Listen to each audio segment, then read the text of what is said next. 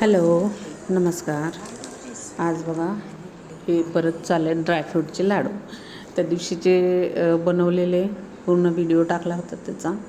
आज फक्त मेन जे करते ते टाकते. संध्याकाळी येईल फुल व्हिडिओ तसा. आणि हा बघा हे बघतो, ह्याला तुपाचा वास आला की लगेच येऊन बसतो. आणि इकडं भाजून वगैरे झालं होतं की कापून ठेवलं होतं खजूर. आणि हे भाजून झाल्यानंतर गार करायला ठेवलं पूर्ण हे करून. परत खजूर तळून घेतले ह्याच्यामध्ये तुपामध्ये